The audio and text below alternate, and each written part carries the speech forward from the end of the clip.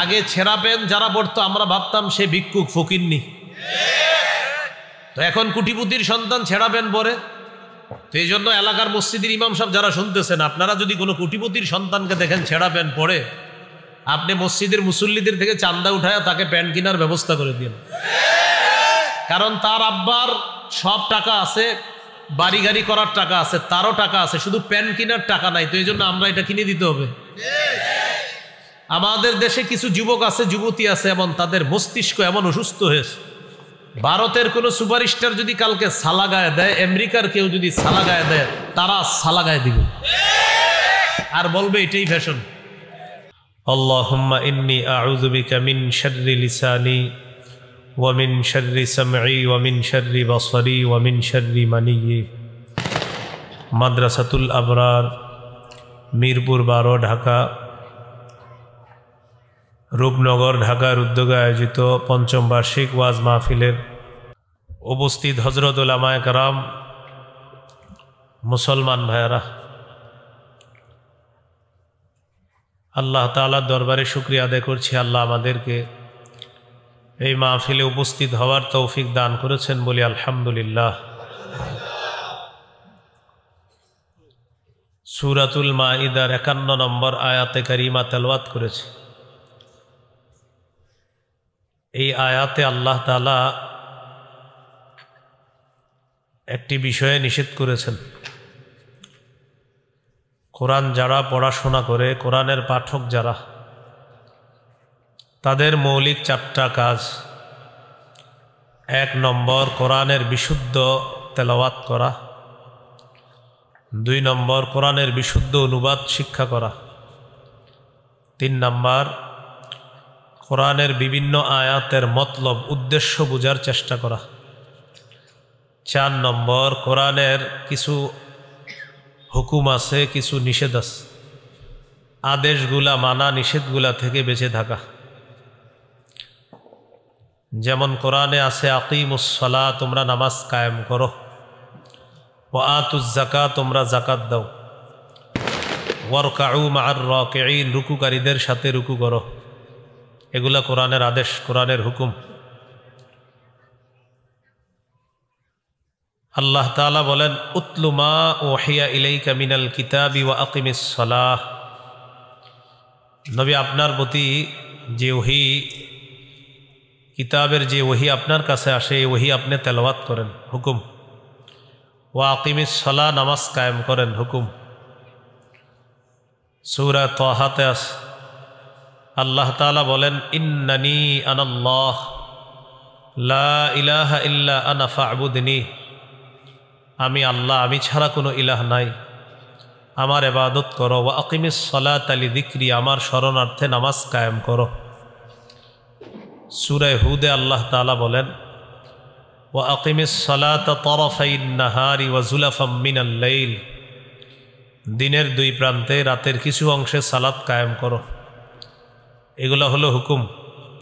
সূরা বাকারা 238 নম্বর আয়াতে আছে, হাফিজু আলাস সালাওয়াত, নামাজ সমূহের প্রতি যত্নবান হও, নামাজের প্রতি যত্নবান হও।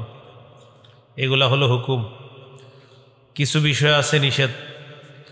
সূরা বাকারা 60 নম্বর আয়াতে আল্লাহ বলেন, ওয়ালা তা'সাউ ফিল আরদি মুফসিদিন, দুষ্কৃতিকারী রূপে দুনিয়াতে ফাসাদ সৃষ্টি করো না। এই যে বাজি বুজি ফুটানো হচ্ছে, এগুলা ফাসাদ, এগুলা অন্যায়, কোনো সন্দেহ নাই। এগুলা হলো নিষেধ। সূরা আলী ইমরানের 130 নম্বর আয়াতে আছে, ইয়া আইয়ুহাল্লাযীনা আমানু লা তা'কুলুর রিবা আযআফাম মুদাআফা। হে ঈমানদারগণ, তোমরা বহুগুণে বৃদ্ধি করে সুদ খেও না, নিষেধ। তেমনিভাবে একটা নিষেধ হলো যে আয়াতটা তেলাওয়াত করলাম, হে ঈমানদারগণ, তোমরা ইহুদি খ্রিস্টানদেরকে অভিভাবক রূপে গ্রহণ করো না। তাদের একে অপরের অভিভাবক। তোমাদের মধ্যে যারা তাদেরকে অভিভাবক রূপে গ্রহণ করবে, তারা তাদের অন্তর্ভুক্ত হয়ে যাবে। নাউজুবিল্লাহ। ইহুদি খ্রিস্টানদেরকে অভিভাবক রূপে গ্রহণ করলে কি ক্ষতি? 1 নম্বর ক্ষতি হলো তাদের কালচার আমাদের উপর তারা চাপিয়ে দিবে জোর করে। আবু দাউদের হাদিস 4031 নম্বর হাদিস। রাসূলুল্লাহ সাল্লাল্লাহু আলাইহি সাল্লাম বলেন, মান তাশাব্বাহা বিকওমিন ফাহুয়া মিনহুম, যে ব্যক্তি কোনো সম্প্রদায়ের সাদৃশ্যতা অবলম্বন করলো সে তাদেরই অন্তর্ভুক্ত হয়ে গেল। নাউজুবিল্লাহ। আমাদের ধর্মের নাম ইসলাম। মুসলমান হিসাবে আমরা ইসলাম পালন করতে হবে। ইসলামের আদর্শ আছে। সূরা আলী ইমরানের 19 নম্বর আয়াতে আল্লাহ বলেন, ইন্নাদ-দীনা ইনদাল্লাহিল ইসলাম, নিশ্চয়ই আল্লাহর কাছে একমাত্র দিন হলো ইসলাম। সূরা আলী ইমরানের 85 নম্বর আয়াতে আল্লাহ বলেন, ওয়ামাই ইয়াবতাগি গায়রাল ইসলামি দীনা, কেউ যদি ইসলাম ছাড়া অন্য কোনো কিছুকে দিন হিসাবে কামনা করে, ফালাই ইউকবালা মিন, এটা তার থেকে গ্রহণ করা হবে না, কিছুতেই গ্রহণ করা হবে না। ওয়া হুয়া ফিল আখিরাতি মিনাল খাসিরিন, সে আখিরাতে ক্ষতিগ্রস্তদের অন্তর্ভুক্ত হবে। অভিভাবক যারা আছি, সন্তান, এই সন্তানদেরকে ইসলাম পালনের কথা বলতে হবে, নিজেরাও ইসলাম পালন করতে হবে। সূরা বাকারার 131-132 নম্বর আয়াতে আল্লাহ বলেন, ইয ক্বালা লাহু রাব্বুহু আসলিম ক্বালা আসলামতু লিরাব্বিল আলামিন। স্মরণ করুন ওই সময়কে যখন ইব্রাহিম নবীকে তার রব বললেন আত্মসমর্পণ করেন। ইব্রাহিম নবী বললেন, আমি বিশ্বজগতের রব আল্লাহর কাছে আত্মসমর্পণ করলাম। পরের আয়াতে আল্লাহ বলেন, ওয়াওয়াসসা বিহা ইব্রাহিমু বানিহি ওয়া ইয়াকুব। ইব্রাহিম নবী, ইয়াকুব নবী তাদের সন্তানদেরকে ওসিয়ত করেছেন, ইয়া বানিয়া ইন্নাল্লাহা আসতাফা লাকুমুদ-দীন ফালা তামুতুন্না ইল্লা ওয়া আনতুম মুসলিমুন। হে প্রিয় সন্তান, আল্লাহ তাআলা তোমাদের জন্য দিন নির্বাচন করেছেন, তোমরা মুসলমান না হয়ে মরবা না। 2 আয়াত থেকে শিখলাম অভিভাবকরা ইসলাম পালন করবে, সন্তানদেরকে ইসলাম পালনের ওসিয়ত করতে হবে। এইগুলো 1 নাম্বার। তাহলে ইসলামের পরিবর্তে অন্যদের কালচার গ্রহণ, এটা কখন আমাদের কাছে সহজ হয়ে যায়? ইহুদি খ্রিস্টানদেরকে যখন অভিভাবক বানাবো, তাদের এই অপসংস্কৃতি, অশ্লীলতা জোর করে আমাদের উপর চাপায় দেয়। 2 নম্বর, খাটো পোশাক, পাতলা পোশাক, আটশাট পোশাক, যে পোশাক ইসলামের পোশাক না, এমন পোশাক মেয়েদের শরীরেও তারা চাপায় দেয়, অথচ পোশাকের নীতিমালাও ইসলামে আছে। সূরা আরাফের 26 নম্বর আয়াতে আল্লাহ বলেন, ইয়া বানি আদামা ক্বাদ আনজালনা আলাইকুম লিবাসান ইউয়ারি সাওআতিকুম ওয়া রিশা ওয়া লিবাসুত তাকওয়া যালিকা খায়র। হে আদম সন্তান, আমি তোমাদেরকে পোশাক দিলাম, এমন পোশাক যেই পোশাক তোমাদের সতর ঢেকে রাখবে, এবং সৌন্দর্যতার জন্য তোমাদেরকে পোশাক দিলাম। তাকওয়ার পোশাক হলো সর্বোত্তম পোশাক। তাকওয়ার পোশাক সর্বোত্তম পোশাক। তিরমিজির হাদিস 1999 নম্বর হাদিস। قال رسول الله صلى الله عليه وسلم لا يدخل الجنة من كان في قلبه مثقال ذرة من كبر। রাসূলুল্লাহ সাল্লাল্লাহু আলাইহি সাল্লাম বলেন, যার অন্তরে সরিষার দানা পরিমাণ অহংকার আছে সে জান্নাতে প্রবেশ করবে না। قال رجل إن الرجل يحب أن يكون ثوبه حسنا ونعله حسنة يا رسول الله। হুজুর, কোনো মানুষ আছে যারা চায় তার পোশাকটা যেন একটু উত্তম হয়, তার জুতা যেন উত্তম হয়, এটাও কি অহংকার হবে? فقال رسول الله صلى الله عليه وسلم إن الله جميل يحب الجمال। কেউ যদি একটু উত্তম জুতা পরে, উত্তম পোশাক পরে, এটা তার সৌন্দর্যতা। আল্লাহ সুন্দর, সৌন্দর্যতাকে আল্লাহ ভালোবাসেন। হাদিসের শেষে আছে অহংকার কাকে বলে। আল কিবিরু বাতরুল হাক্কি ওয়া গামতুন নাস। অহংকার হলো সত্যকে অস্বীকার করা, মানুষকে ছোট করে দেখা। অহংকার হলো সত্যকে অস্বীকার করা, মানুষকে ছোট করে দেখা, এটা হলো অহংকার। ইসলামে পোশাকের যেমন নীতিমালা আছে, মনে রাখবেন পোশাক মৌলিকভাবে 3 প্রকার। কয় প্রকার? হলেন ওয়াজিব, মুস্তাহাব, হারাম। ওয়াজিব হলো যে পোশাক সতর ঢেকে রাখবে, ততটুকু পোশাক আবশ্যক, এটা লাগবে, জরুরি। আবু দাউদের হাদিস 4017 নম্বর হাদিস। হাদিসের বর্ণনাকারী বাহজ ইবনে হাকিম, তিনি তার বাবা থেকে, তার বাবা তার দাদা থেকে, তার দাদা নবীর থেকে হাদিসটা বর্ণনা করছে। عن بهز بن حكيم عن أبيه عن جده قال قلت يا رسول الله عوراتنا ما نأتي منها وما نذار। বাহজ ইবনে হাকিম তার পিতা থেকে, তার পিতা তার দাদা থেকে, তিনি বলেন, আমি রাসূলুল্লাহ সাল্লাল্লাহু আলাইহি সাল্লামকে জিজ্ঞাসা করলাম, ওগো আল্লাহর নবী, কতটুকু সতর খোলা রাখবো আর কতটুকু সতর ঢেকে রাখতে হবে আপনার কাছে জানতে চাই। فقال رسول الله صلى الله عليه وسلم احفظ عورتك إلا من زوجتك أو ما ملكت يمينك। রাসূলুল্লাহ সাল্লাল্লাহু আলাইহি সাল্লাম বলেন, তোমার স্ত্রী ছাড়া সবার সামনে তুমি সতর ঢেকে রাখতে হবে। তো তিনি আবার প্রশ্ন করলেন, ইদা কানাল কওমু বা'দুহুম আলা বা'দিন। হুজুর, যখন অনেকজন একসাথে থাকে, ম্যাচে অনেকে আপনারা ভাড়া থাকেন, 4 জন বন্ধু একসাথে, মহিলা হোস্টেলে মেয়ে 3-4 জন একসাথে থাকে, তখন সতরের কি মাসালা? فقال رسول الله صلى الله عليه وسلم إن استطعت أن لا يرينها أحد فلا يرينها। রাসূলুল্লাহ সাল্লাল্লাহু আলাইহি সাল্লাম বলেন, যথাসম্ভব একজন পুরুষ অপর পুরুষের সতর দেখবে না, একজন নারী অপর নারীর সতর দেখবে না। সাহাবী প্রশ্ন করলেন, ইদা কানার রাজুলু খালিয়ান ইয়া রাসূলুল্লাহ। হুজুর, কেউ যদি ঘরে একা থাকে তখন সতর কি হবে? ঘরে একা আছেন, দরজা বন্ধ, জানালা বন্ধ, তখন সতরের কি মাসালা? فقال رسول الله صلى الله عليه وسلم আল্লাহু আহাক্কু আইয়ুস্তাহিয়া মিনহু মিনান নাস। ঘরে যদিও কেউ না থাকে তখন আল্লাহ থাকে, আল্লাহকে মানুষের চেয়ে বেশি লজ্জা পাওয়া দরকার। তাই তুমি ঘরে একা থাকলে সতর আরো বেশি করে ডাকবা। ঘরে একা থাকবেন তখন আল্লাহকে বেশি লজ্জা পেতে হবে, তখন আল্লাহকে বেশি লজ্জা পাইলে, তো এই জন্য আমার সতরও ঘরে একা থাকলেও ঢেকে রাখতে হবে। বুঝে আসছে সবার? এটা ওয়াজিব। আরেকটা হলো মুস্তাহাব। আবু দাউদের হাদিস 4063 নম্বর হাদিস। এই হাদিসের বর্ণনাকারী আবুল আহওয়াস, তিনি তার পিতা থেকে বর্ণনা করেন, তিনি বলেন, আতাইতুন নবিয়্য সাল্লাল্লাহু আলাইহি ওয়াসাল্লাম ফি সাওবিন দুনিন। আমি একটা নরমাল পোশাক পরে নবীজির কাছে আসলাম, একটা নিম্নমানের পোশাক পরে নবীজির কাছে আসলাম। ফাকালা রাসূলুল্লাহ সাল্লাল্লাহু আলাইহি ওয়াসাল্লাম আলাকা মালুন।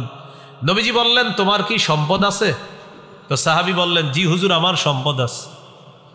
নবীজি বললেন, মিন আইয়িল মাল, কোন ধরনের সম্পদ আছে তোমার? তখন তিনি বললেন, কদ আতানি আল্লাহু মিনাল ইবিলি ওয়াল গানামি ওয়াল খাইলি ওয়ার রাকিক। আল্লাহ তাআলা আমাকে ওট দিয়েছেন, মেষ দুম্বা দিয়েছেন, ঘোড়া দিয়েছেন, দাস দাসী দিয়েছেন, আলহামদুলিল্লাহ আমার যথেষ্ট সম্পদ আছে। তো নবীজি বললেন, এত সম্পদ আছে তো এরকম নরমাল পোশাক পরলা কেন? তোমার এত সম্পদ, পোশাক এত নরমাল কেন? ইযা আতাকাল্লাহু মালান ফালিরা আসারু নি'মাতিল্লাহি আলাইকা ওয়া কারামাতি। আল্লাহ যখন তোমাকে পোশাক দিয়েছেন, আল্লাহ পছন্দ করেন এই নিয়ামতের নিদর্শন যেন তোমার মধ্যে দেখা যায়। তোমার যে সম্পদ আছে, সম্পদ অনুযায়ী তুমি একটু পরিপাটি হয়ে থাকবা, এই নিয়ামতের নিদর্শন যেন তোমার মধ্যে দেখা যায়, এটা আল্লাহ পছন্দ করেন। তাহলে মানুষকে না দেখানোর জন্য, রবের খুশি, রব নিয়ামত দিছে, এই নিয়ামতের শুকরিয়া হিসাবে আপনি সম্পদ অনুযায়ী যদি একটু লন্ড্রি করে, ইস্ত্রি করে একটু উন্নত মানের পোশাক পরেন, এটা আল্লাহ পছন্দ করেন। এটা হলো মুস্তাহাব। বলেন এটা কি? আবু দাউদের হাদিস 4062 নম্বর হাদিস। এই হাদিসের বর্ণনাকারী জাবের রাদিয়াল্লাহু তাআলা তিনি বলেন, আতানা রাসূলুল্লাহ সাল্লাল্লাহু আলাইহি ওয়াসাল্লাম ফারাআ রাজুলান শাইসান ক্বাদ তাফাররাকা শা'রুহু। রাসূলুল্লাহ সাল্লাল্লাহু আলাইহি সাল্লাম আমাদের কাছে আসলেন, আসার পর এক ব্যক্তির দিকে তাকাইলেন, তাকিয়ে দেখে তার মাথার চুলগুলা এলোমেলো। মাথার চুল কি এলোমেলো। ফাকাল রাসূলুল্লাহ সাল্লাল্লাহু আলাইহি ওয়াসাল্লাম আমা ইয়াজিদু হাযা মা ইউসাক্কিনু বিহি শা'রা। নবীজি বললেন, আচ্ছা তার কি কোনো চিরুনি নাই মাথার চুলগুলা আছড়ানোর জন্য? সে কি কোনো চিরুনি পায় না মাথার চুলগুলা আছড়ানোর জন্য? ওয়ারাআ রাজুলান আখরা আলাইহি থিয়াবুন ওয়াসিখা। আরেক ব্যক্তিকে দেখলেন তার শরীরে ময়লা কাপড়। ফাকাল রাসূলুল্লাহ সাল্লাল্লাহু আলাইহি ওয়াসাল্লাম আমা হাযা ইয়াজিদু মাআন ইয়াগসিলু বিহি তাওবা। নবীজি বললেন, আচ্ছা সে কি পানি পায় না কাপড়গুলা ধোয়ার জন্য? তাহলে চুল এলোমেলো, বললেন চিরুনি নাই আছড়ানোর জন্য। এরপরে দেখলেন কাপড় ময়লা, নবীজি বললেন সে কি পানি পায় না এই কাপড় ধৌত করার জন্য? এই কথা বলার পর এখান থেকে আমরা বুঝে আসতেছে হাদিস থেকে, একটু পরিপাটি হয়ে থাকা, চুলগুলা আপনার একটু আছড়ায়া তেল দেওয়া, এটা ইসলাম নিষেধ করে না, এটা উৎসাহিত করে। তাহলে বলেন, যা 2 বছর গোসল করে না, 1 বছর গোসল না করে চুলগুলা জটলা বানায় আর বিভিন্ন মাজারে ঘুরে আর চুলগুলা ভয়ঙ্কর এক স্টাইল ধারণ করে, লাল কাপড় অথবা সালা পরে আর দাবি করে পীর, তার মুরিদও জমে যায়, নিঃসন্দেহে এটা ভণ্ডামি ছাড়া আর কিছু না। আবার সালা পরার পর তার মুরিদ হয়। কেন আমার কথা হলো, মুরিদ তো অনেক হইছে। এখন বলেন 1 লাখ মুরিদ যদি 1 টাকা করে চাঁদা উঠায় কত হয়? তো তার সামনে আপেল আনে, কমলা, আঙ্গুর সবকিছু আনে, কিন্তু 1 সেট জামা কেউ হাদিয়া আনে না। কেন? হ্যাঁ, বুঝলাম প্রথমে উনি গরিব ছিলেন। তো পীর সাহেবের এখন তো মুরিদ আছে, মুরিদরা কি দেখে না আমাদের পীর সাহেবের জামা নেয়, একটা জামা হাদিয়া দিই? আপেল দেয়, কমলা দেয়, আঙ্গুর দেয়, সব দেয়, কিন্তু জামাটা হাদিয়া দেয় না। কেন? কারণ পীর এবং মুরিদ উভয় দল জানে যে আমার এই ভণ্ডামির ইনভেস্ট হলো আমার এই পোশাক, এই পোশাক এটা হলো আমার ইনভেস্ট। কারণ আমার ইনভেস্ট এটা হলো এই সালা আর চুলগুলা জটলা রাখা, আমার পীরগিরি ঠিকই তো আছে এটার উপরে। তো এই জন্য এটা খুলবে না। এমনি আপনার আপেল, কমলা, আঙ্গুর সব খায়, খিচুড়ি খায়, বিরিয়ানি খায়, কিন্তু জামা পরিবর্তন করে না।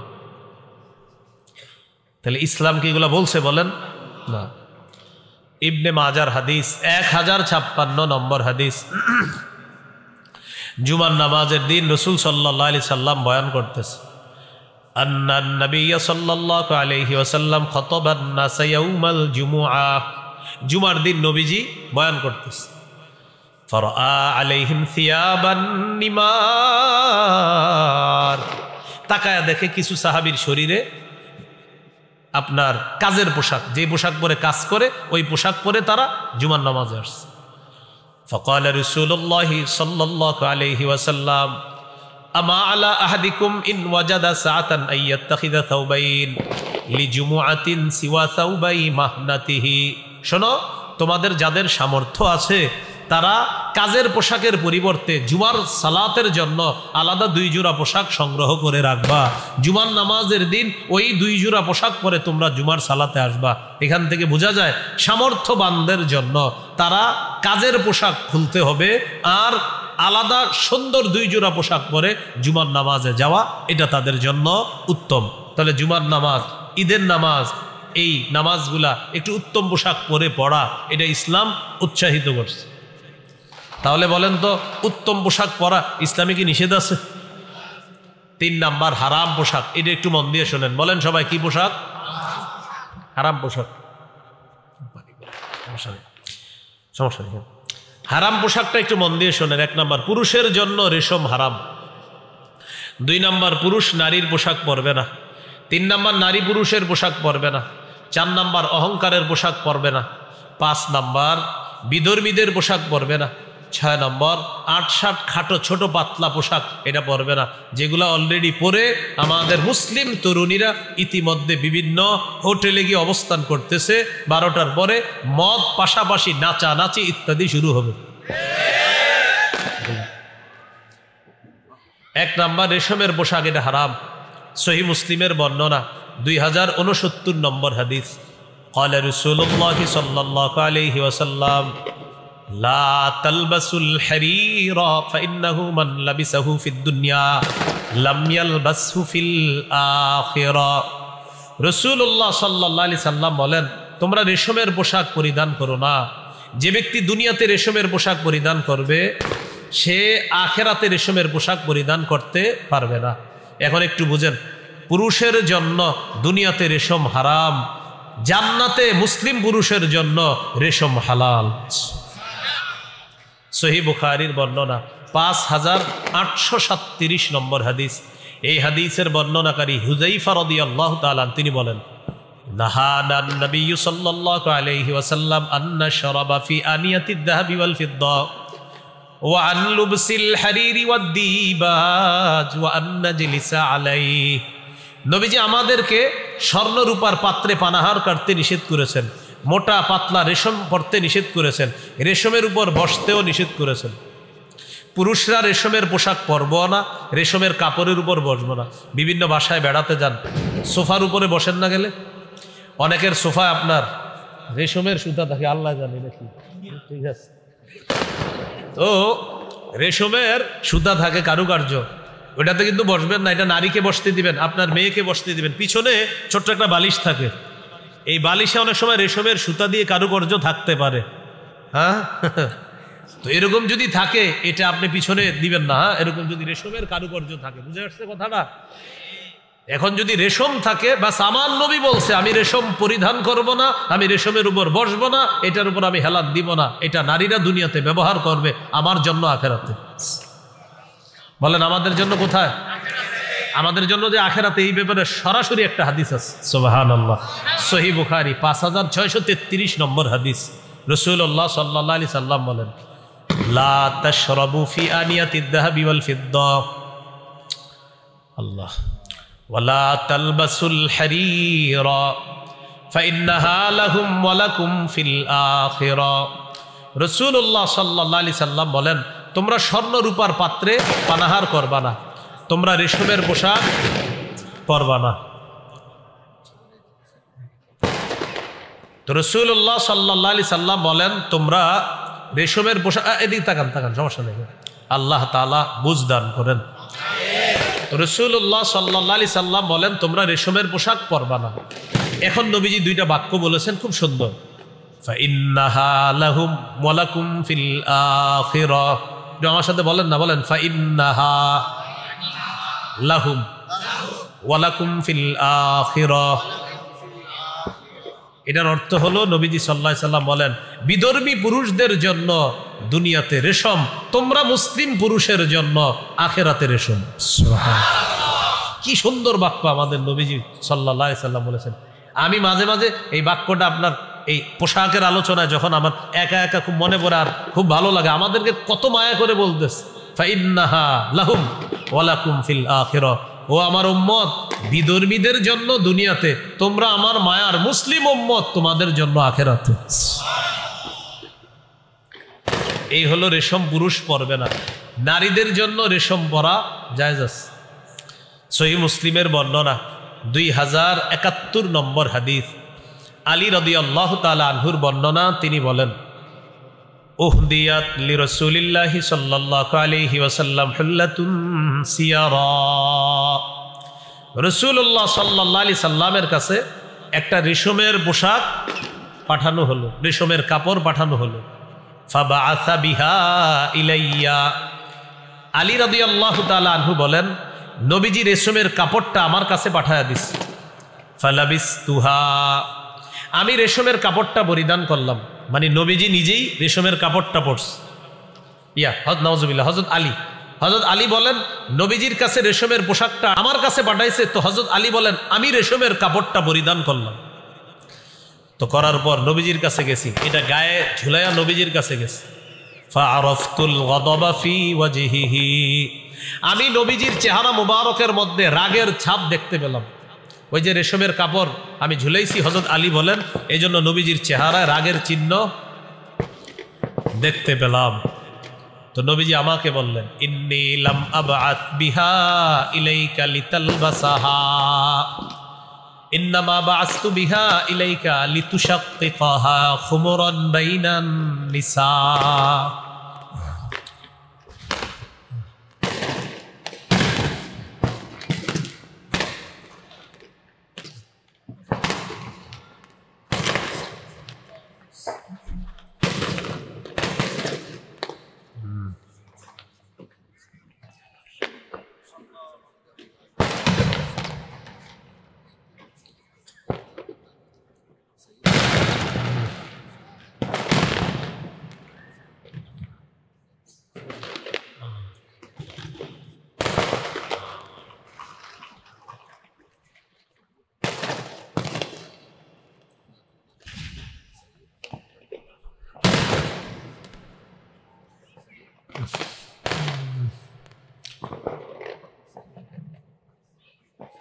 তো রাসূলুল্লাহ সাল্লাল্লাহু আলাইহি সাল্লাম হযরত আলী রাদিয়াল্লাহু তাআলা আনহুকে বললেন,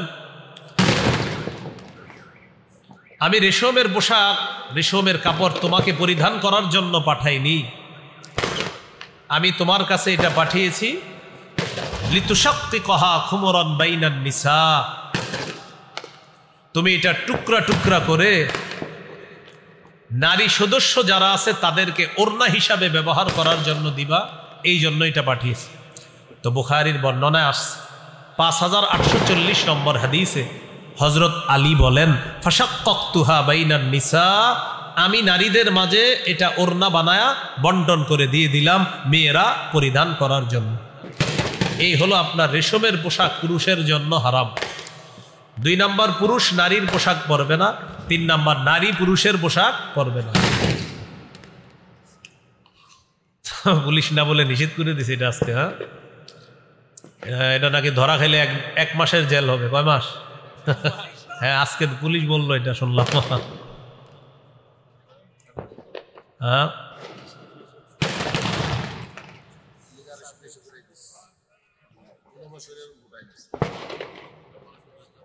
এক তাগুত ছেড়ে আর এক তাগুত ধরলে পরিণতি এটাই হবে। নাই, এক তাগুত ছেড়ে আরেক তাগুত ধরা, বৃষ্টি থেকে বাঁচার জন্য ঝর্ণার নিচে দাঁড়ানো। নাই, এজন্য আমরা তাগুত থেকে এখনো মুক্ত হতে পারিনি। খেলাফত ব্যবস্থা ছাড়া মুসলিম জাতির ভাগ্যের পরিবর্তন হতে পারে না। এই জন্য ওইদিকে মুসলিম জাতি এগিয়ে যেতে হবে। হ্যাঁ, মুসলিম জাতি ওই দিকেই এগিয়ে যেতে হবে। হ্যাঁ, তো লানা রাসূলুল্লাহ সাল্লাল্লাহু আলাইহি সাল্লাম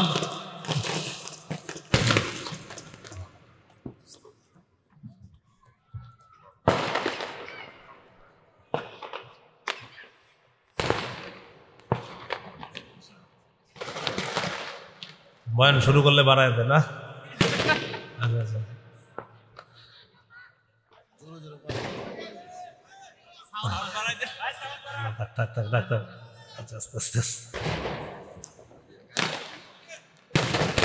ভাই যারা ফুটাইতেছেন হইছে, আমরা বুঝতেছি আপনারা পারতেছেন, এখন থামেন। হ্যাঁ হ্যাঁ, এখানে এক ভাই ফুটাইতেছে বারবার, এইখানেই পাশের কোথায় জানি কারা ফুটাই।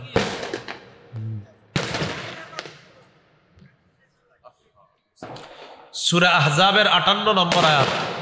যারা আপনারা আতশবাজি ফুটাচ্ছেন এখনই কোরআনের অনুবাদ দেখে নেন। সূরা আহজাব 58 নম্বর আয়াত। সূরা আহজাব 58, সূরা আহজাব 58।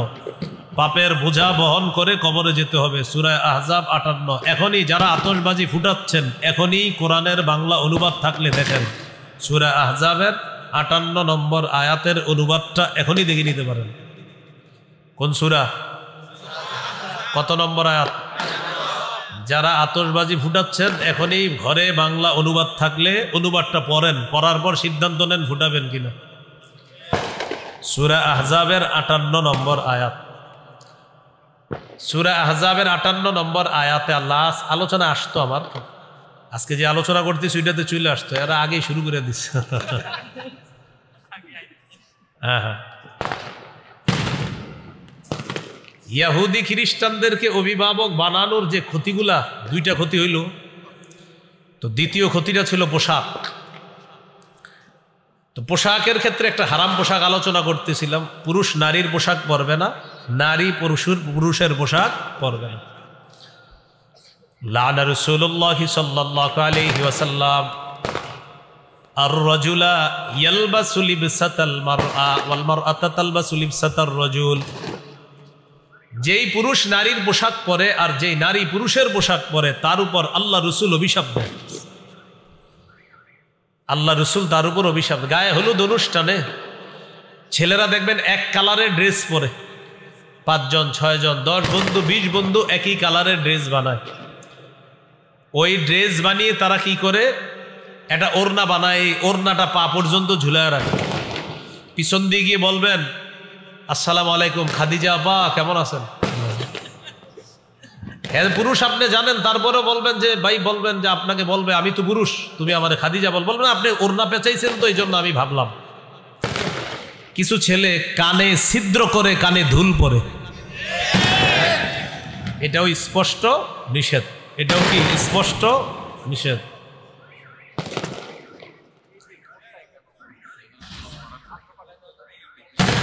না না থাক, কিছু বললেন না, মাদ্রাসার উপরে টার্গেট নিবে। অসুস্থ, দেশের শত্রু এরা, এগুলা নিঃসন্দেহে অসুস্থ। আমার ক্ষমতা থাকলে এদেরকে আমি পাবনা ভর্তি করাইতাম, সত্যি, কারণ পাগল ছাড়াই কাজ কেউ করে না। আর যাদের বাপ মা শুনতেছেন আপনার সন্তান পাগল, আপনার সন্তান পাগল বলে আতশবাজি ফুটাচ্ছে, এই পাগল সন্তান তাড়াতাড়ি পাগলাখানায় ভর্তি করেন, কারণ পাগল ছাড়া এই কাজ কেউ করবে না। যাদের সন্তান আতশবাজি ফুটাচ্ছে নিঃসন্দেহে ওর মা বাবা যেন জেনে নেয় ওর সন্তান পাগল, পাগল ছাড়া এই কাজ কেউ করে না।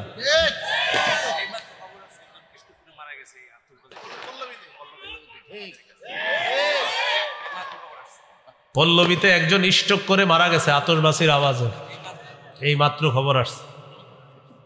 তো এই জন্য যারা অভিভাবক শুনতেছেন আপনার সন্তানকে ভর্তি করান, তাড়াতাড়ি ভর্তি করান, এই যেন আগামী বছরের আগে সুস্থ হয় আর এই জাতীয় অসুস্থ মার্কা কাজ না করে।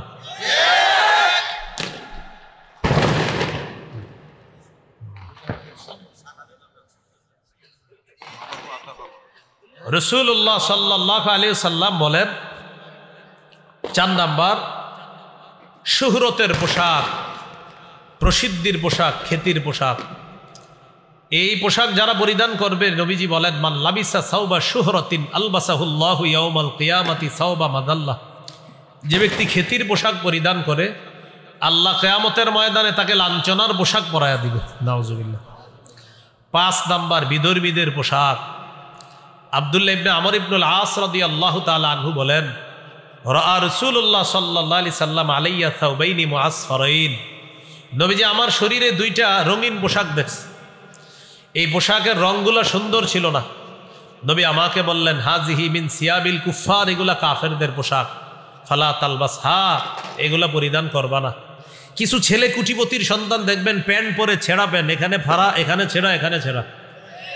হ্যাঁ, আগে ছেঁড়া প্যান্ট যারা পড়তো আমরা ভাবতাম সে ভিক্ষুক ফকিন্নি, তো এখন কুটিপতির সন্তান ছেঁড়া প্যান্ট পরে।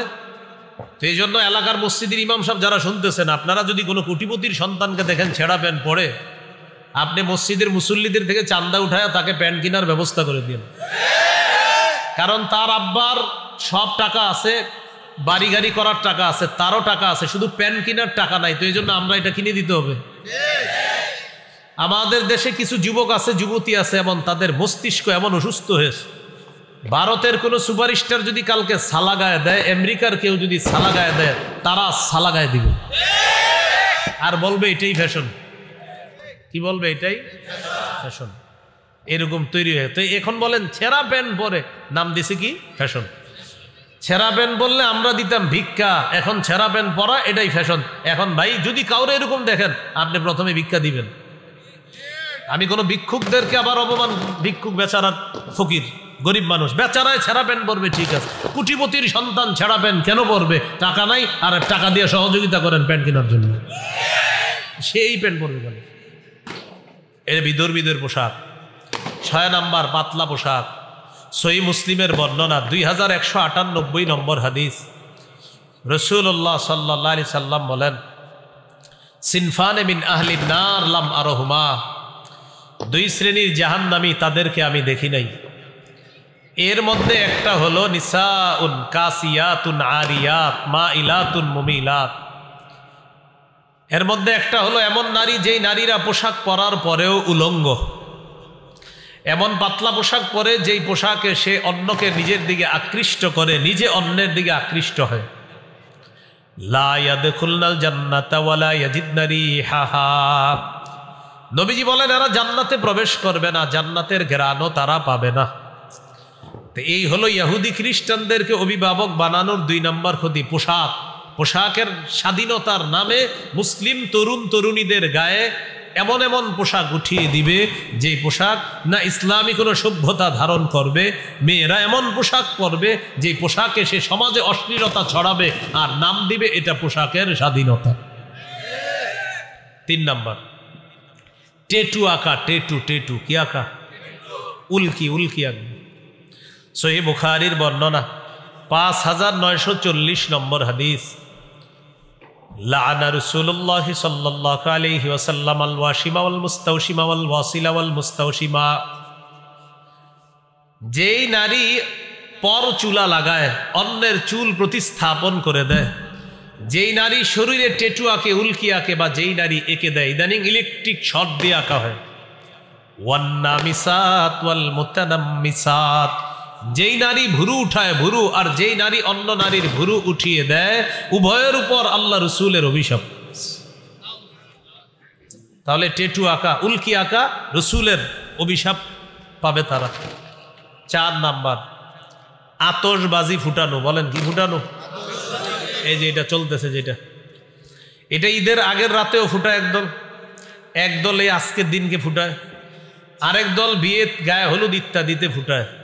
সূরা আহজাবের 58 নম্বর আয়াতে আল্লাহ বলেন, ওয়াল্লাযীনা ইউযুনাল মুমিনিনা ওয়াল মুমিনাতি বিগাইরি মাকতাসাবু ফাকাদ ইহতামালু বুহতানাও ওয়া ইসমাম মুবিনা।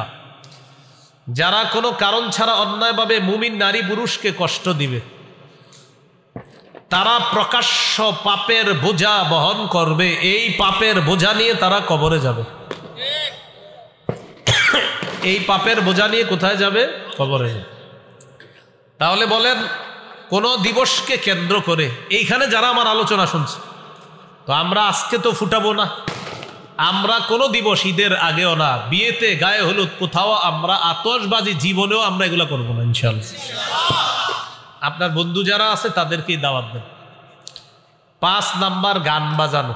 এটা এখনো বাকি আছে, আজকে একটু পরে গান শুরু হবে, কিন্তু এখন তো মাত্র স্যাম্পল দেখলেন। গানের নিয়মটা হবে এমন, কিছু ছেলে ক্রিকেট খেলার আয়োজন করবে, পাশে আপনার 2টা বক্সে জোরে জোরে গান বাজাবে, খিচুড়ি পাকাবে, রাত 4টা বাজে খিচুড়ি খেয়ে তাহাজ্জুদ পরে ঘুমিয়ে যাবে। এ হলো 5 নাম্বার আপনার গান। গান, এই গান নতুন বর্ষকেও স্বাগত জানায়। ঈদের আগের রাতে 29টা 30টা রোজা রাখার পর ইবলিস ছাড়া পেয়ে যায়, তখন আইসা বলে, টেনশন নাই, আমি আইসা গেছি, তুমি 2টা বক্স আনো, হিন্দি, আরবি, ফার্সি, বাংলা, অঙ্ক, ইংরেজি যা পারো, গান হইলি হলো, কি ভাষা এটা জানা দরকার নাই, সর্বোচ্চ ভলিউমে ছাড়বা, তালে তালে লাফাইবা, দেখবেন বাচ্চা ছেলে মেয়েরাও লাফাইতেছে, ছোট ছোট। এ তো আপনারই সন্তান, আপনার সন্তানকে এই সভ্যতায় আপনি বড় করছেন কেন? সূরা তাহরিমের 6 নম্বর আয়াতে আল্লাহ বলেছেন, কু আনফুসাকুম ওয়া আহলিকুম নার, নিজে এবং পরিবারকে আগুন থেকে বাঁচাও, নিজেকে এবং পরিবারকে আগুন থেকে বাঁচাও। কু কু বাঁচাও, প্রোটেক্ট, কু সেভ, প্রোটেক্ট আনফুসাকুম ইউরসেলফ ওয়া আহলিকুম এন্ড ইউর ফ্যামিলিজ নার এগেইনস্ট আ ফায়ার। ফায়ার অর্থ কি? আগুন। আগুন, আগুন থেকে বাঁচাও, নিজেকে বাঁচাও, পরিবারকে বাঁচাও, আগুন থেকে বাঁচাও পরিবার। এই জন্য এই আয়াতের ব্যাখ্যায় সাহাবায়ে কেরাম বলেন, আল্লিমু আওলাদাকুম আল আদাবা, সন্তানকে ছোটবেলা থেকে শিষ্টাচার, ভদ্রতা শিক্ষা দাও। আপনি যদি সন্তানের হাত ধরে তাকে নাচের আর গানের স্কুলে নিয়ে যান, আর বড় হলে আলেমদের কাছে গিয়ে বলে, হুজুর সন্তানটা শেষ, ছোটবেলা যখন নাচের আর গানের স্কুলে নিয়েছেন, কসাই বাবা হিসাবে সন্তানের হাত ধরে আপনি জাহান্নামে নিয়ে গেছেন, তখন এই কাজ কেন করলেন? হ্যাঁ, আবার ইমাম সাহেবের কাছে হাসি দিয়া দোয়া চাই, হুজুর দোয়া করেন। গান, গানের ব্যাপারে শুধু এতটুকু মনে রাখবেন, আমার যেই বিষয়টা আর কি গানের ব্যাপারে আপনার, আমি যেই বিষয়টা আমার সবচেয়ে গুরুত্ব লাগে গানের ব্যাপারে, নবীজি কোরআন তেলাওয়াত করতেন, কাফেররা নবীজির তেলাওয়াত শুনতো চুপি চুপি, মজা লাগত। নজর ইবনে হারেসা এক কাফের চিন্তা করলো যে আমাদের সন্তানরা মুহাম্মদ সাল্লাল্লাহু আলাইহি সাল্লাম তার তেলাওয়াত শুনে আমাদের সন্তানরা, এটা মেনে নেওয়া যায় না। সে বিদেশ গেছে, বিদেশ গিয়ে বাদ্যযন্ত্র কিনে আনস, গায়িকা কিনে আনস, নায়িকা নর্তকীদেরকে কিনে আনস, এনে বলল তোমরা নাচবা, পাশে গান বাজতে থাকবে, গানের তালে তালে তোমরা নাচতে থাকবা। আর অন্যান্য ছেলে মেয়ে যারা আছে তাদেরকে বলতো এখন থেকে মুহাম্মদ সাল্লাল্লাহু আলাইহি সাল্লাম তার তেলাওয়াত শুনবা না, এখন থেকে নর্তকীদের নাচ দেখবা আর গান শুনবা। তাহলে কিসের বিরুদ্ধে গান আমদানি করলো কাফেররা? কোরআনের। সেই গান আপনি বাজাচ্ছেন। সূরা লোকমানের 6 নম্বর আয়াতে এটাই বলছে আল্লাহ, ওয়া মিনান নাস, মানুষের মধ্যে কিছু মানুষ, ইয়াশতারি লাহওয়াল হাদিস, যারা ক্রয় করে লাহওয়াল হাদিস, গান, গল্প, মিথ্যা গল্প কাহিনী, নায়িকা গায়িকা নর্তকী ইত্যাদি বাদ্যযন্ত্র ক্রয় করে, লিউযিল্লা আন সাবিলিল্লাহ, মানুষকে আল্লাহর রাস্তা থেকে পথভ্রষ্ট করার জন্য। শেষে আল্লাহ বলেন উলাইকা লাহুম আযাবুম মুহিন, তাদের জন্য অপমানজনক শাস্তি, লাঞ্ছনাজনক শাস্তি, অপমানকর শাস্তি। তাহলে গান বাদ্য হালাল না হারাম? রাসূলুল্লাহ সাল্লাল্লাহু আলাইহি সাল্লাম বলেন লা তাবিউল কাইনাতি ওয়াল মুগান্নিয়াতি ওয়ালা তাশতারুহুন্না ওয়া সামানুহুন্না হারাম। তোমরা নায়িকা গায়িকা বিক্রি করবা না, কিনবাও না, এক্সপোর্ট করবা না, ইনপোর্ট করবা না। বাংলাদেশের কোনো গায়ক গায়িকা নায়িকা ইত্যাদি তাদেরকে সৌদি আরবে পাঠাইবা না, আর বিদেশের কাউকে বাংলাদেশে এনে 3 কোটি টাকা দিবা না। হ্যাঁ, আসলেই ঠিক, নবী নিষেধ করছে। মানে এটা যে আমি বলছি বলে ঠিক এরকম না, আসলেই ঠিক। ওয়াসামানুহুন্না হারাম, এই উপার্জন হারাম, রাসূল সাল্লাল্লাহু আলাইহি সাল্লাম বলেছেন। তাহলে আপনারা যারা মোবাইলে ডাউনলোড করেন গান, ডাউনলোড করতে টাকা যায় কিনা? এই যে টাকা গেল, এমবি খরচ করলেন, এটাও এই হাদিসের অন্তর্ভুক্ত। আপনি গান কিনলেন, এখন অনেকে মাথায় এসে পড়ছে হুজুর তাহলে কিনবো না, আজকে থেকে দেখবো, শুধু দেখলে এমবিতে টাকা খরচ হয় কিনা, এটাও এই হাদিসের অন্তর্ভুক্ত। আপনি টাকা দিয়ে গান ক্রয় করে দেখতেছেন। ভাইয়ারা, বন্ধুরা, আল্লাহর হস্তে আপনি গান দেখেন না, আপনি গান কিনেন না, আপনি মোবাইলে গান ডাউনলোড করেন না। যতগুলো যুবক ভাইয়েরা এখানে আছেন, নিয়ত করে ফেলেন না যে আমি মৃত্যু পর্যন্ত যে কাজ আমার নবী নিষেধ করছে এটা আমি করব না, ইনশাআল্লাহ। আল্লাহ তৌফিক দান করেন। এই হলো আপনার গান, 5 নাম্বার। 6 নাম্বার মদ। বলেন তো কি? মদের জয় জয়কর অবস্থা চলছে। আগামীকাল অনেক পত্রিকায় আপনার লিখতে পারে 2 দিনের মধ্যে যে মদ কি পরিমাণ ব্যবসা হয়েছে এই বছর, এটা নিয়ে লেখালেখিও আসতে পারে, এবং এটা আপনার গর্বের সাথে লিখবে। আমাদের দেশে জানি কত ভাগ মুসলমান? হ্যাঁ, এই দেশে এইভাবে হেসে হেসে বলবে এই পরিমাণ মদ বিক্রি হয়েছে। কি সুন্দর গর্বের পরিচয়। হজ উমরায় যারা যান, গিয়ে দেখবেন মাঝে মাঝে এমন কিছু কিছু জায়গায় বসাবে, বাম পাশে তাকাইলে দেখবেন মদের বার। এই বাংলাদেশ এয়ারপোর্টে কয় পার্সেন্ট মুসলমানের দেশ জানি? এই দেশের এয়ারপোর্টে কিসের বার? জি, সূরা মাইদার 90-91 নম্বর আয়াতে আল্লাহ বলেন ইয়া আইয়ুহাল্লাযীনা আমানু ইন্নামাল খামরু ওয়াল মাইসিরু ওয়াল আনসাবু ওয়াল আজলামু রিজসুম মিন আমালিশ শাইতান। হে ঈমানদারগণ, বলেন আমার সাথে, মদ, জুয়া, মূর্তি, ভাগ্য নির্ণয়ক স্বর, সাপ দিয়ে ভাগ্য গণনা করা, ময়না পাখি, টিয়া পাখি, হাতের রেখা ইত্যাদি দেখে ভাগ্য গণনা করা, বলেন নাপাক। তাহলে বিভিন্ন রাস্তার মোড়ে দেখবেন আছে যে ভারত থেকে 6 বারের পুরস্কার প্রাপ্ত জ্যোতিষী, ওখানে গিয়ে আপনি হাতের রেখা দেখাইতেছেন। রাসূলুল্লাহ সাল্লাল্লাহু আলাইহি সাল্লাম বলেন মান আতা আররাফান আও কাহিনান ফাসাদ্দাকাহু বিমা ইয়াকুল, কেউ যদি গণকের কাছে যায় আর তার কথা বিশ্বাস করে, ফাকাদ কাফারা বিমা উনজিলা আলা মুহাম্মাদিন সাল্লাল্লাহু আলাইহি সাল্লাম, মুহাম্মদ সাল্লাল্লাহু আলাইহি সাল্লামের উপর যা নাজিল করা হয়েছে সে সবকিছু অস্বীকার করলো। গণকের কথা বিশ্বাস করলো মানে আমি নবীর কোটা দিনটাকে সে অস্বীকার করলো। হাত দেখে এমনি দেখবেন হাতে একটু দাগ থাকে, তো কিছু মানুষ কাজ করে না, তাদের দাগটা একটু বেশি থাকে, তো দাগ দেখবেন আপনার দাগ এত বেশি কেন? আচ্ছা ঠিক আছে, কি সমস্যা? ওহো, 3002 টাকা লাগবে।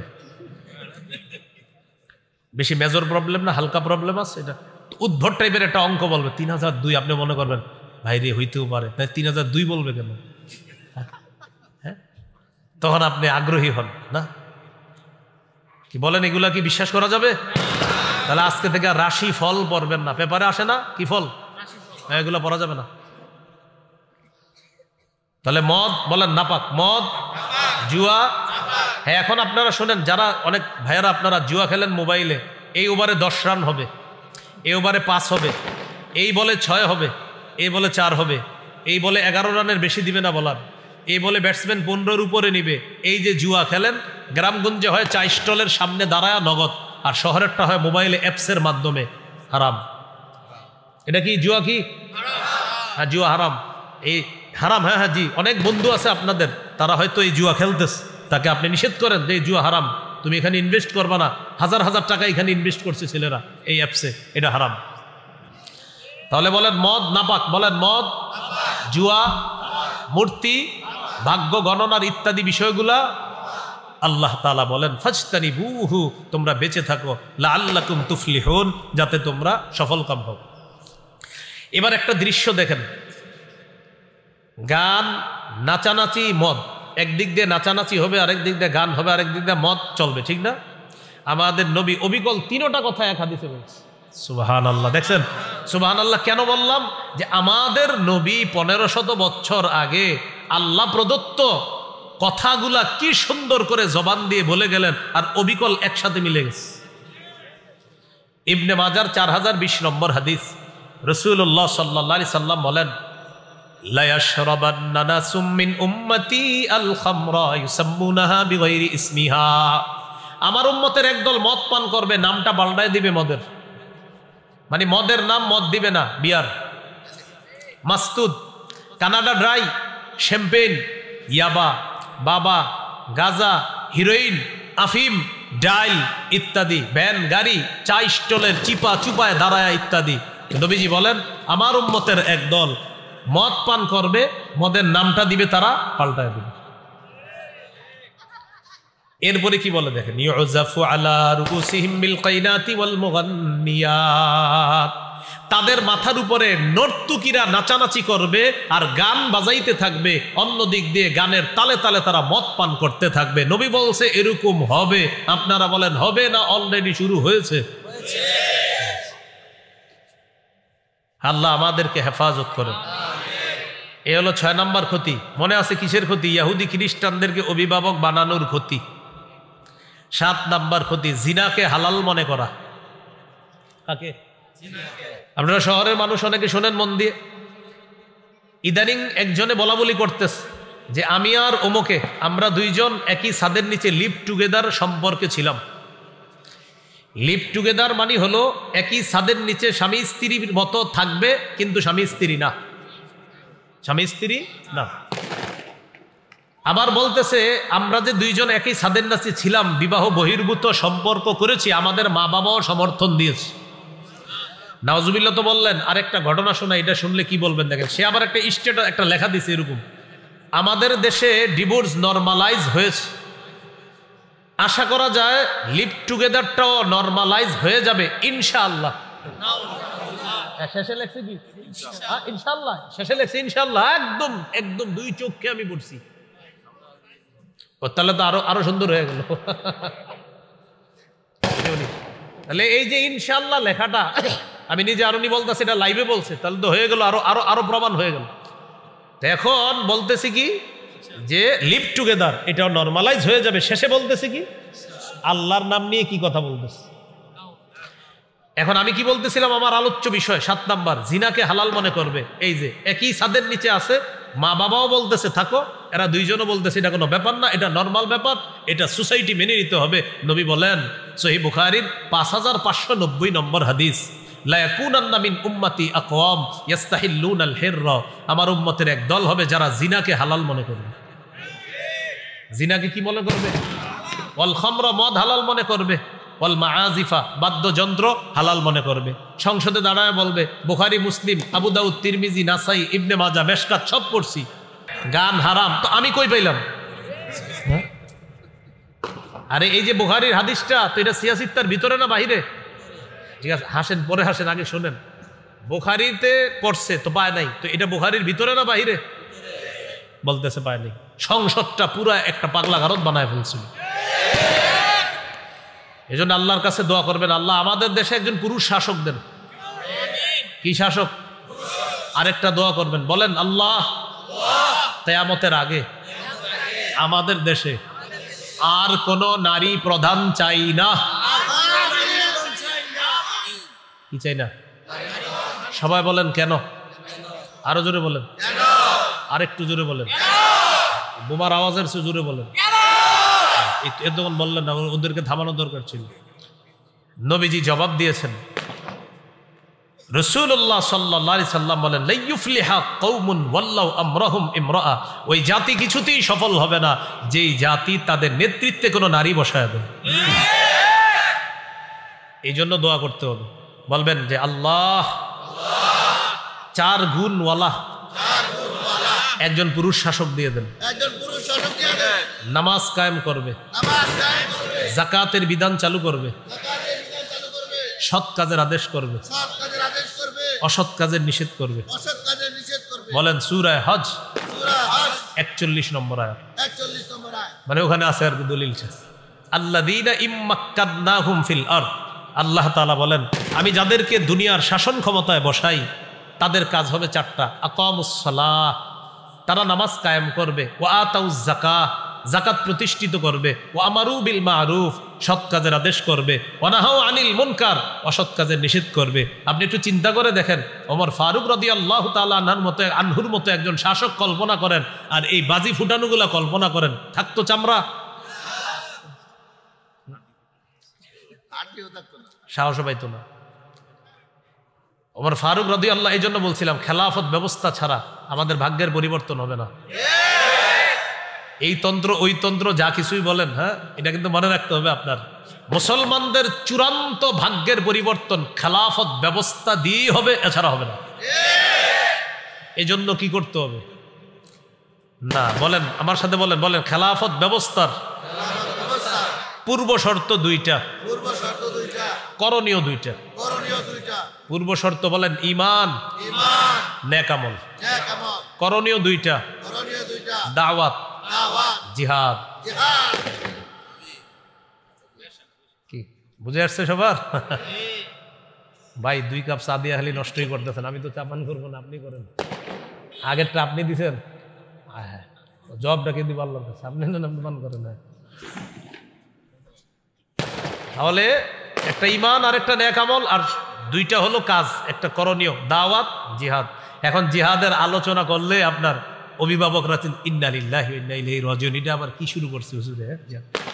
তো যাই হোক, জিহাদ সম্পর্কে আমার একটা আলোচনা আছে, আমার নাম দিয়ে আপনারা পাবেন কোথাও, দেখবেন জিহাদ সম্পর্কে লম্বা আলোচনা আছে। তো যাই হোক, আমাদের আলোচ্য বিষয়ে চলে আসি। 7 নাম্বার, জিনাকে হালাল মনে করবে, নবীজি বলে দিয়েছেন। তো এই যে হালাল মনে করা, এক ছাদের নিচে স্বামী স্ত্রীর মতো থাকা, বিবাহ বহির্ভূত সম্পর্ক, নবীজি বলেন আমার উম্মতের একদল এটাকে হালাল মনে করবে। সূরা বানী ইসরাঈলের 32 নম্বর আয়াতে আল্লাহ বলেন, ওয়ালা তাকরাবুজ জিনা, তোমরা ব্যভিচারের কাছেও যেও না। আল্লাহ আমাদেরকে হেফাজত করেন। 8 নাম্বার, সম্পদের অপচয়, প্রচুর সম্পদের অপচয় হবে। সূরা আরাফ 31 নম্বর আয়াত, লা তুসরিফু ইন্নাহু লা ইউহিব্বুল মুসরিফিন, তোমরা সীমালঙ্ঘন করো না, অপচয় করো না, আল্লাহ অপচয়কারীকে পছন্দ করেন না। 9 নাম্বার, সময়ের অপচয়। কিসের অপচয়? হ্যাঁ, প্রিয় ইস্টার্ন হাউজিংবাসী, 5টা জিনিস জীবনে মূল্যায়ন করবেন। আমি সহ সবাই প্রতিজ্ঞা করি, বলেন জীবন, যৌবন, স্বাস্থ্য, সময়, সম্পদ। জীবন, যৌবন, স্বাস্থ্য, সময়, সম্পদ। এই 5টি জিনিস মূল্যায়ন করলে দুনিয়াতেও ইনশাআল্লাহ সফল হবেন, আখিরাতেও আল্লাহ সফল করবে। এই হলো আপনার সময়। 10 নাম্বার, সর্বশেষ কথা, তাদেরকে অভিভাবক বানানোর ক্ষতি, তাদের শিরকি স্লোগান আমাদের মুখে উঠায় দিবে। এক তো হ্যাপি নিউ ইয়ার লেখা টেখা রাস্তাঘাট ফাটায় ফেলা হচ্ছে, আরেকটা হলো মুসলমানদের আবার হ্যাপি নিউ ইয়ার কি? আমরা এখন বেঁচে আছি, সকালে বাঁচবো কিনা জানি না, আমরা হলাম মুসলমান।